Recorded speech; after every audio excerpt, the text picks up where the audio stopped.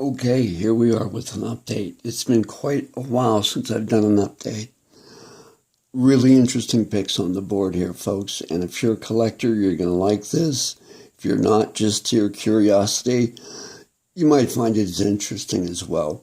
We're looking at 25 vintage European picks going back to 1890. 17 of them, this group here, are from France.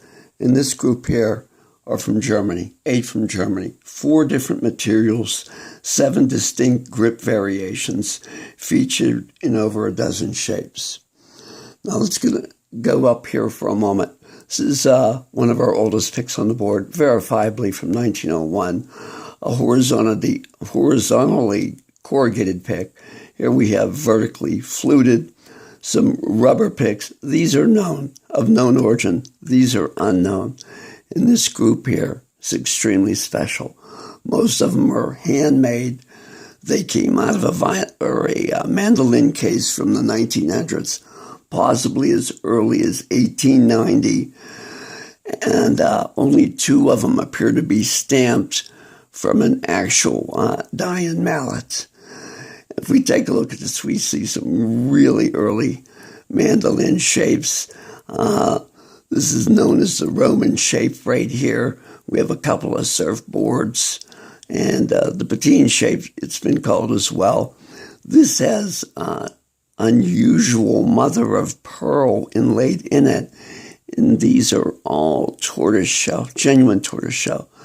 Down here we have 4 celluloid, and then 1 made out of pewter. Just incredible picks, one of a kind, surely. You're not going to run into these again. And they would be in the category of what we call one-ofs. That is, only ones known to exist. Let's go over here to the Germans. The Germans, we see a number of really cool grips, some node grips here, some cut grips, crosshatch, tortoiseshell, and a more common corrugated variety. But I'll bring this up here so you can see some detail on this. Isn't that really cool circular pattern? 1930s. This is rather, looks like it was hand done, not machined.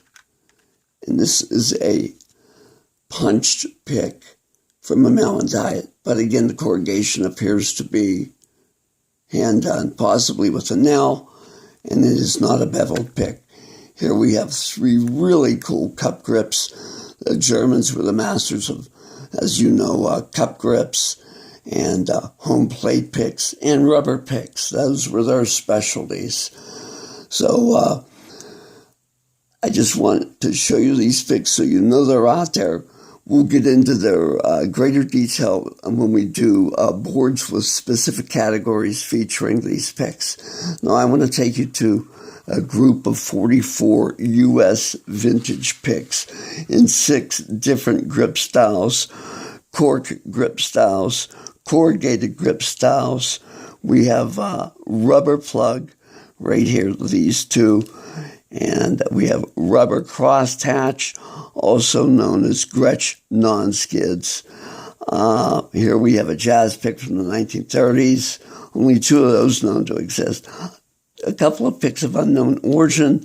This pick, anyone would just pass up as indistinct, but I specifically showed in this unusual, lightly corrugated pattern in some older, late 1920s, early 30s catalogs.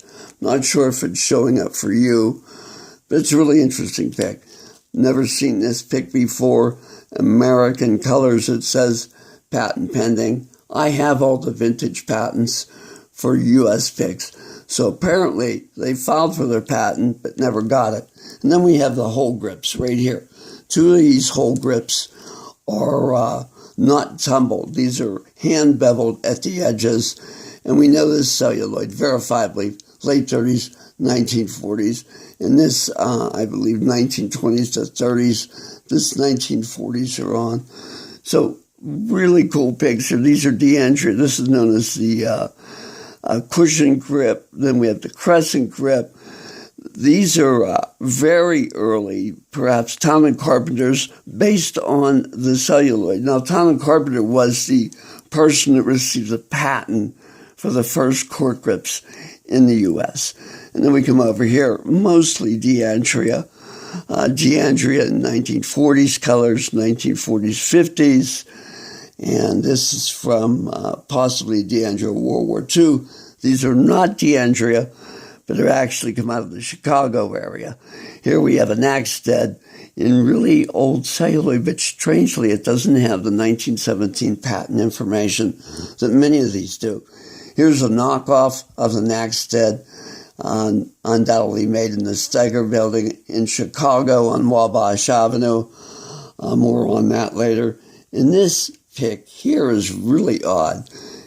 I can only describe the material as being the same as that material that was on old television sets from the 1960s. On the back of the TV, when you took it apart, was this like fiber material that was the cover of the back of the TV. And this is the same type of material right here. These two here we really can't say anything about because I don't have any information on them. Origin of most of these pics are known, but there are a few here that are peculiarities. So I hope you enjoyed it. If you have any questions, feel free. I'm leaving my information in the description. Thanks. And of course, we're going to have more to go on these updates since it's been over a year. Take care, my friends. Bye-bye.